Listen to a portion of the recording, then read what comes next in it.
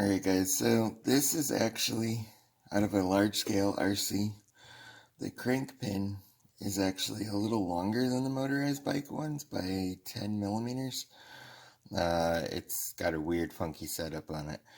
But the two halves are actually identical to what you find in a motorized bicycle. So it's kind of funny. That's why I said I had a ton of parts when I got into this motorized bicycle stuff. There's so many of them cross over. But anyways, what we're going to do is I'm going to show you how I do this.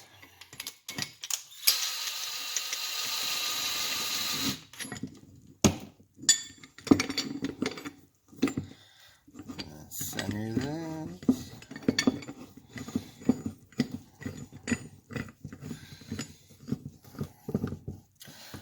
Put this on. Boom. Just like that.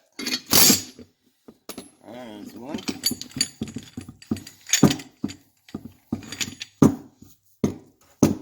Alright. So the second one.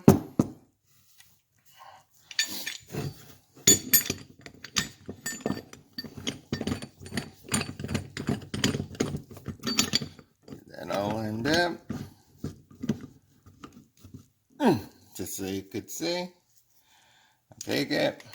I use an impact gun. You can use a wrench. Just like that.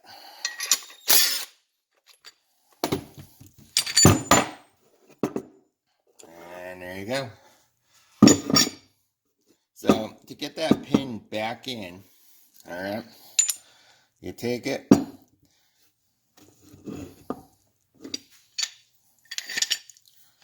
Do the opposite here.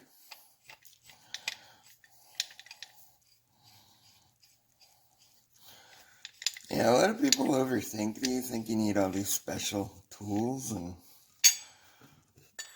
honestly, you don't. Alright, we need to unwind that a little more. But you could pick up a two-gear or a two-arm gear puller at like Harbor Freight.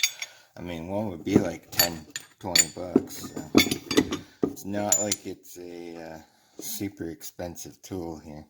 So you want to start that. Get your gear puller ready.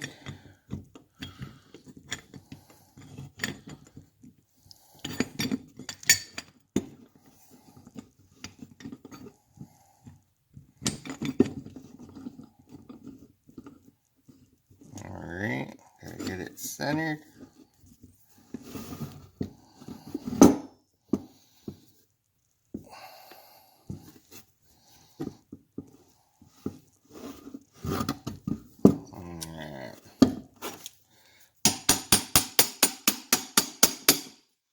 Sure that's all nice.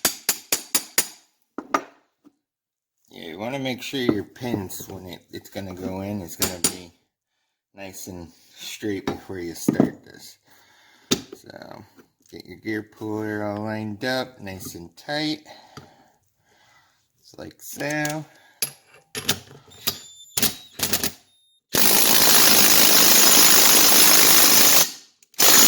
Alright, that's it. So, that is it. That's all you got to do. To put the other, I'm going to leave this out because I'm actually going to do something with this in a couple minutes. But the you put your gear puller's screw this side, you grab the other piece with the two claws and just pull it together, and that's it. So I hope that helped someone trying to figure all of this out. But that's like the super easy poor man's way to doing a crank. And plus, if you got to drill one out or something, that makes it so easy to keep all the debris and stuff out of here. So, alright, peace out.